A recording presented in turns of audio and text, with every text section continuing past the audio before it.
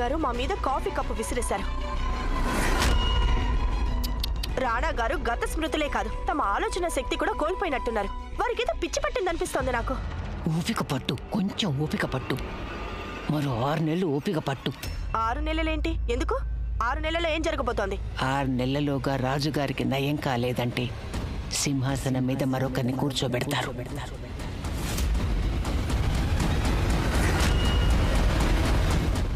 ఇక్కడ మేముండగా రాణా గారికి నయం అయ్యే పరిస్థితి రాదు. అందుకనే 6 నెలలోగా ఈ రాజ్యం అంతా రాజావారికి దక్కుతుంది. అయితే అది జరిగేంత వరకు ఓపిక పట్టు, అన్ని భరించు. రాణాగారిని గమనిస్తూ ఉంటూ వారికి వారి సంతకం గుర్తు చెయ్యి. ఇక అందరూ గల్లా పెట్టలు ఎలా తెరుస్తారో నేర్చుకోవాలి. రాణాగారికి విశ్వాసపాత్రులుగా నటించండి. అప్పుడు మనం అడగ్గానే ఏ కాగితం మీదైనా సంతకాలు పెట్టేస్తారు. మీరంటున్నది చాలా బాగుంది పెదరాణి అమ్మ. కానీ మేము రాణి అయ్యుండి ఓ నౌకర్ల బతకాల మహల్లో? గత 2 నెలల్లో 4 నౌకర్లు మహల్ వదిలి పారిపోయారు. దాంతో రాణా గారి పనులన్నీ మా నెత్తి మీద వచ్చి పడ్డాయి. కాబట్టి మీరు మంచి నౌకర్ని వెతికి తీసుకురండి ఆ రాణా గారిని భరించడానికి. తల మీద కాదు, ఛాతి మీద కాల్చి ఉండాల్సిందా గాయత్రి?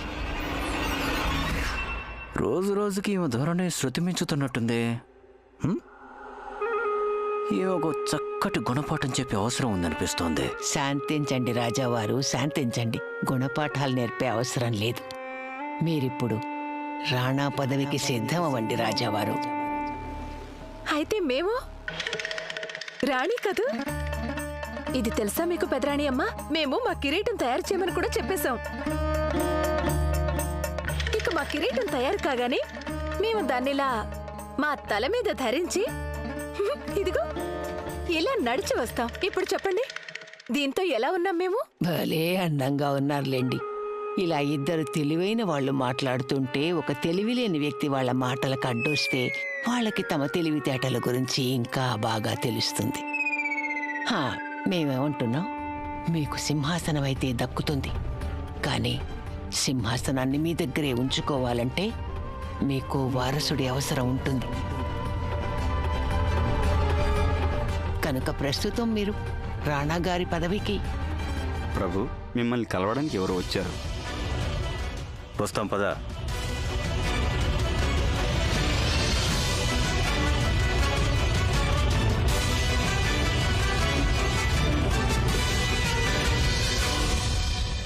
ప్రణామాలు రాజావారు. చిరుత ఇప్పుడు మీరు చెప్పిన పని చేయడానికి సిద్ధంగా ఉన్నాడు. చిరుత ఇంతకు ముందు కూడా సిద్ధంగా ఉన్నాడు, కానీ వేట ఎదురొస్తే మేకలా మారాడు. ఇప్పుడెందుకు దయచేసినట్టు మళ్ళీ మేకల పారిపోవటానికే వచ్చావా? రాజావారు, మీరు నన్ను క్షమించాలి. అది ఎందుకంటే నా పరిస్థితి ఇప్పుడేం బాగాలేదు. ఈసారి ప్రభు తమరు ఇచ్చిన పని ఖచ్చితంగా చేసి వెళ్తాను. పైగా నేను చేసిన పనికి కూలి కూడా మీ ఇద్దరే అంతిస్తే అంతే. భలే, నీ మాటలు వింటుంటే ఇప్పుడు ఎంతో ఆనందంగా ఉంది మాకు. మహారాజా, మా మాట విని ఇతనికి ఇంత తిండి పెడతామని చెప్పండి, సరిపోతుంది.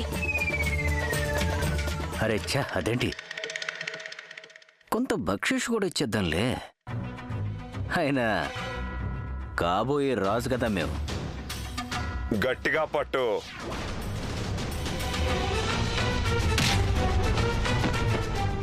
కాళ్ళు పట్టడం కూడా తెలీదా? నువ్వెళ్ళి ఇంకెవరినైనా పంపించు.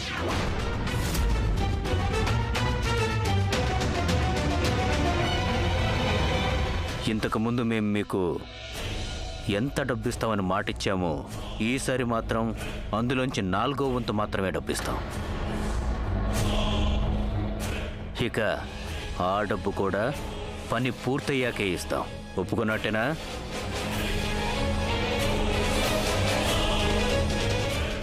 రాజావారు, ఏం లేదండి, రాజమాత గారు ఎక్కడ కనపట్లేదేంటా అని. ఇలాంటి అనవసరమైన ప్రశ్నలు అడగొద్దు. అవి నీ ఆరోగ్యానికి హాని కలిగిస్తాయి. ఏం లేదు, తల నరికేస్తాం అంతే. నన్ను క్షమించండి రాజావారు. ఆగు.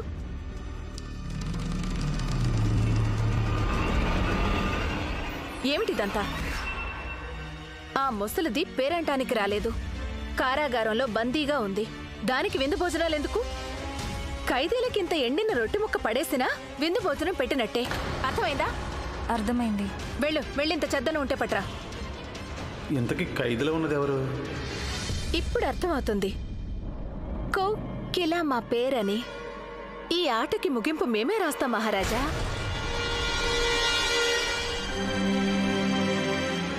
మాకు ఆకలిగా లేదు, వెళ్ళిక్కడి నుంచి. ఇక్కడికి మళ్ళీ ఇలా వచ్చావంటే చూడు. ఇప్పటికి తినేయండి, మళ్ళీ ఇలా తీసుకురానులేండి.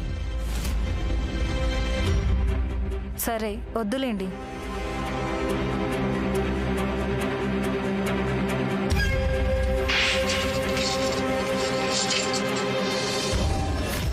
ఎక్కడున్నారు గాయత్రి? ఎక్కడున్నారు మీరు? ఎప్పుడొస్తారు?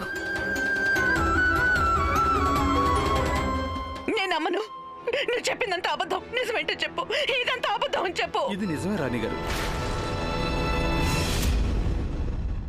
ఆ ప్రమాదం జరిగిన తర్వాత రాణా గారి జ్ఞాపకశక్తి పూర్తిగా పోయింది.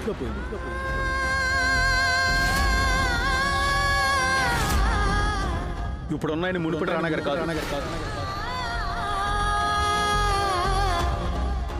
రాణి గాయత్రి, ఇక వేరే విషయాలు కూడా మీకు చెప్పానంటే మీరు మరింత బాధపడతారు. చెప్పు లక్ష్మణ్. రాణా గారి తమ జ్ఞాపకాన్ని కోల్పోయారన్నావు. ఇంతకంటే భయంకరమైందే ఉంటుంది. చెప్పు. రాణిగారు అదేంటంటే రాణాగారికి అంటే ద్వేషంగా ఉంది. మీ పేరు చెప్పిన మండిపడుతున్నారు ఆయన. ఆయన్ని మీరు ఆయమార్చే ప్రయత్నం చేశారని అనుకుంటున్నారు ఆయన.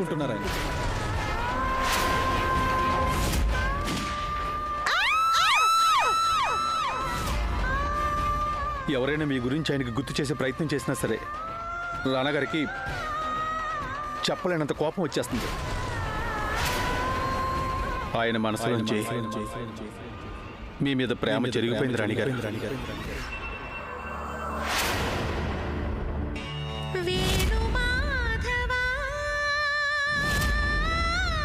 ఇప్పుడు మనల్ని ఎవరూ పెడితేలేరు. మరణమైనా సరే.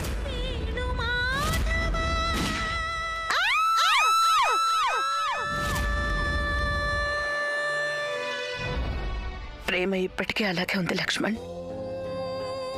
వారి మనసులో ద్వేషంగా మారింది. నా మనసులో ఉన్మాదంగా మారింది. వీటిని వంచన అనే కారు మబ్బు కమ్ముకునుంది. రాణిగారు, రాణాగారికి తలకు తగిలిన తుపాకీ గుండు అది ఇప్పటికీ ఆయన తలలోనే ఉంది.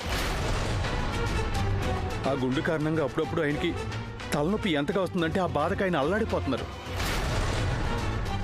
అది ఎవరది? పెదరాణి అమ్మ. ఆవిడ అక్కవిడే ఆయన సముదాయించగలరు. పెదరాణి అమ్మ? మరి రాజమాత?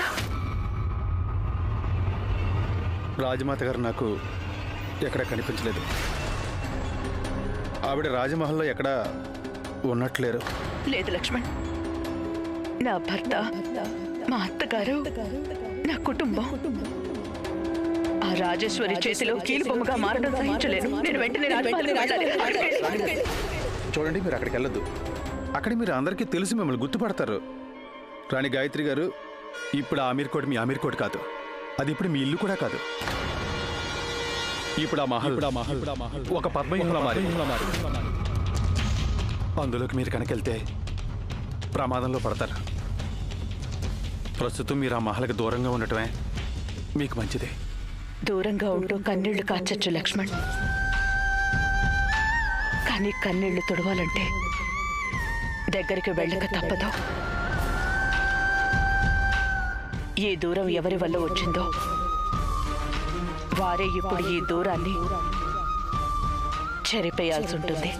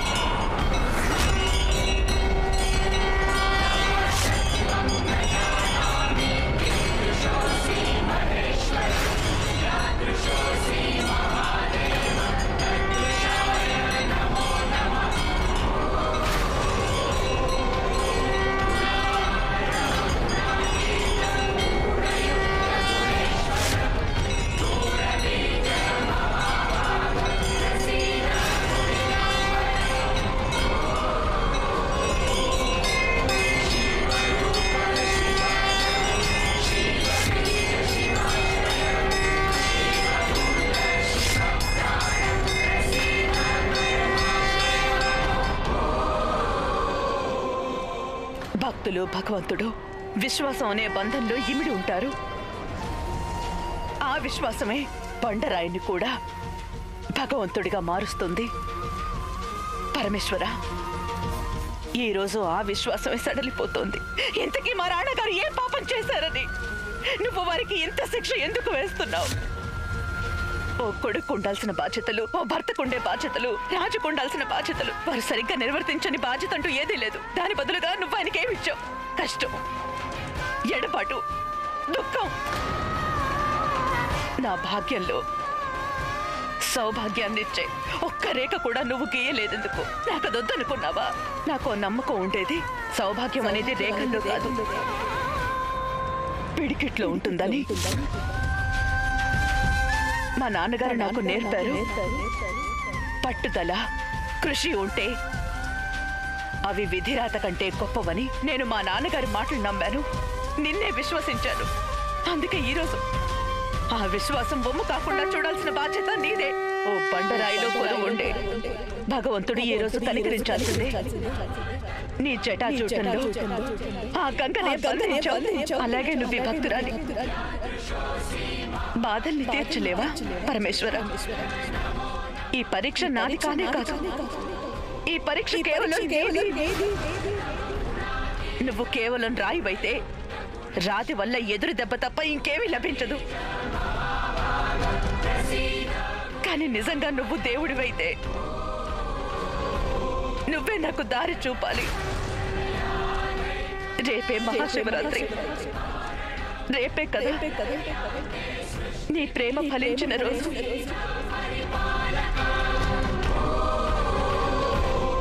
మరి నాకు నా ప్రేమని తిరిగి ఇవ్వవా? నేను గాయత్రిలా రాజమహల్కి తిరిగి వెళ్ళలేను. నాకు దారి చూపించు పరమేశ్వర. నా భర్తని, నా కుటుంబాన్ని, ఆమీర్ కోట్ని కాపాడేందుకు నాకు దారి చూపించు పరమేశ్వర.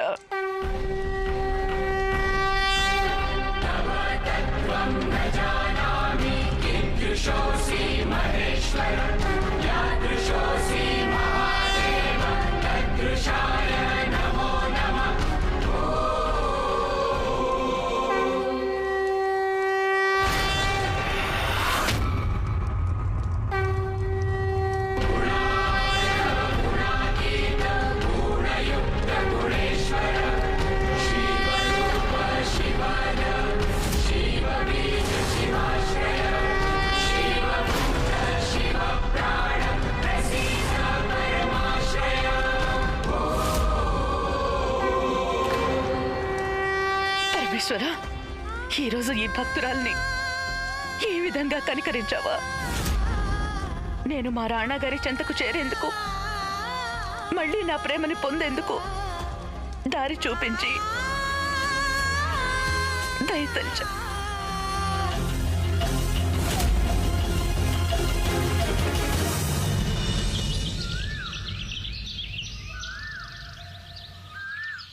పెదరాణేమా, రాణాగారు వస్తున్నారా? మరి ఈ పూజలో అన్ని తంతులు రాజుగారే పూర్తి చేయవలసి ఉంటుంది. పంతులు గారు, ఈ ఏడాది నుంచి రాజుగా మేమే ఉంటాం.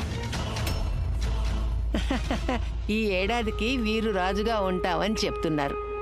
ఆ రాణాగారికి జబ్బు చేసింది కదా, అందుకే ఈ ఏడాది వారి స్థానంలో పూజలు రాజావారు చేస్తారు. అవును పంతులు గారు, వీరు నిజంగా అదే చెప్పాలనుకున్నారు.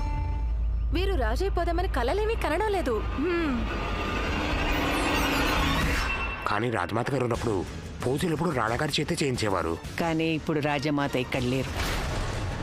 మీరు పూజకి ఏర్పాట్లు చేయించండి. ఈసారి పూజలు రాజావారు చేయిస్తారు. రండి, కూర్చోండి.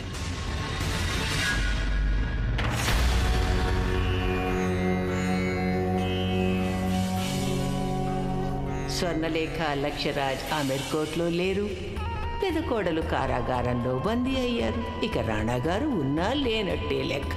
ఇప్పుడే రాజ్యం మీద పెత్తనం మాదే మాదే మాదే.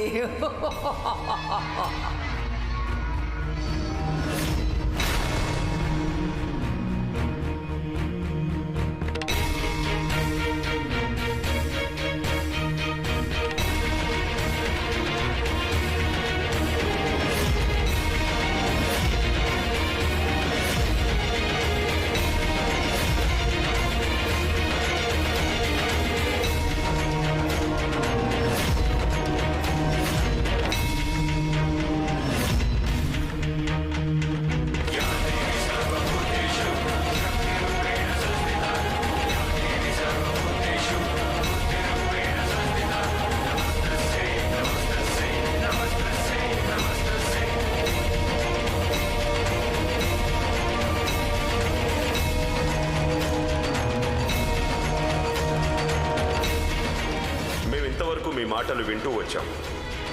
కానీ ఇప్పుడు మాకు సలహాలు ఇచ్చేందుకు మా కొత్త రాణి రాజేశ్వరి ఉన్నారు.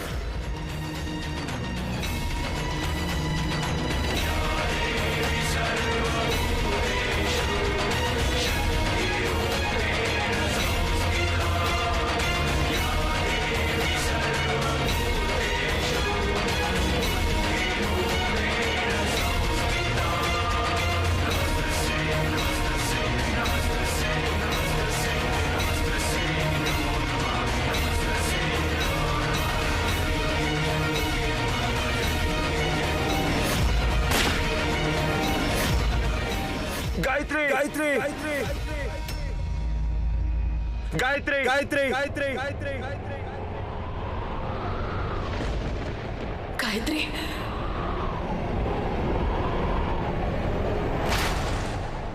గాయత్రి గాయత్రి గాయత్రి గాయత్రి గాయత్రి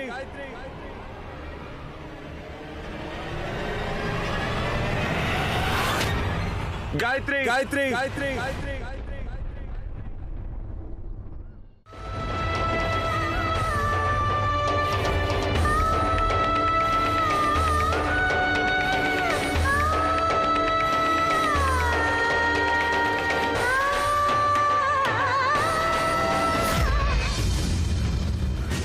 పెదరాణి అమ్మా, పెదరాణేమా, ఈ విధంగా పూజ వదిలి వెళ్ళడం పద్ధతి కాదు. పంతులు గారు, మేము ఇప్పుడే వస్తాం, మీరు కాస్త ఆగండి.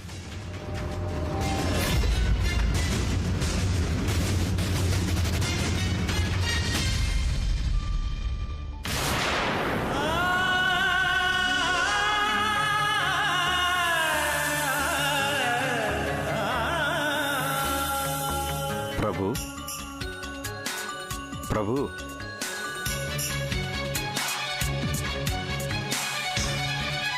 ప్రభు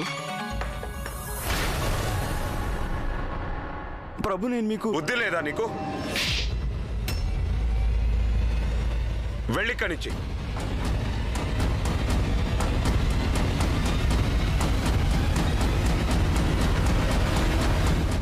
రాణా గారు, రాణా గారు, శాంతించండి.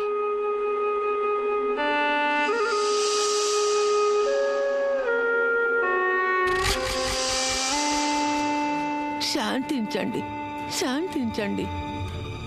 ఆ పనికి మాలినవాడు మా నిద్ర పాడు చేశాడు. ఇలా చేసినందుకు వాడిని మేము తప్పకుండా శిక్షిస్తాం. అలాగే అలాగే. విశ్రాంతి తీసుకోండి.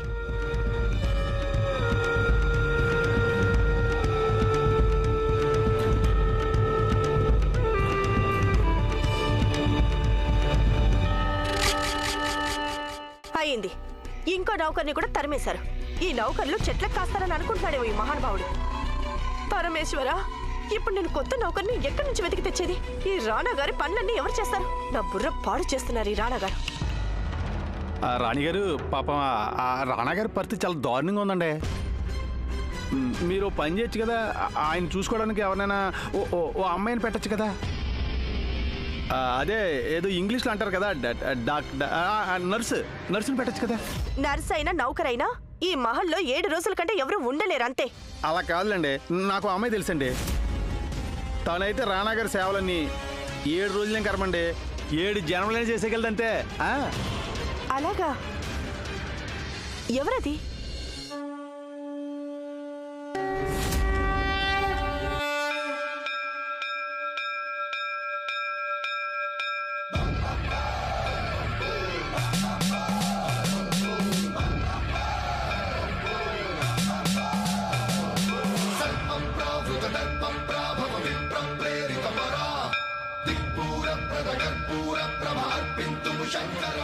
తనతో విషాద కావాలండి పాపం. మరి ఇంకా ఆమెను మంటల్లో తోస్తావెందుకు? కాలిపోతుంది. కట్టె కాలి ఎప్పుడో బొగ్గైపోయింది. ఇక బొగ్గు అంటారా, అది కాలిపోతానని భయపడదు. ఎవరు ఆమెను ఏమన్నా సరే ఆమె పని ఆవిడ చేసుకుంటూ వెళ్ళిపోతుంది. శంకర జయ జయ శంకర దిగిరారా ప్రియ తాండవ శంకర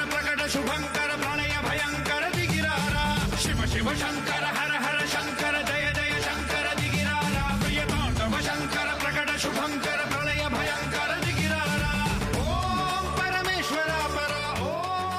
పరమేశ్వర, నీ కృప వల్ల నేను రాణా గారికి సేవలు చేయడానికి ఇక్కడి దాకా వచ్చాను.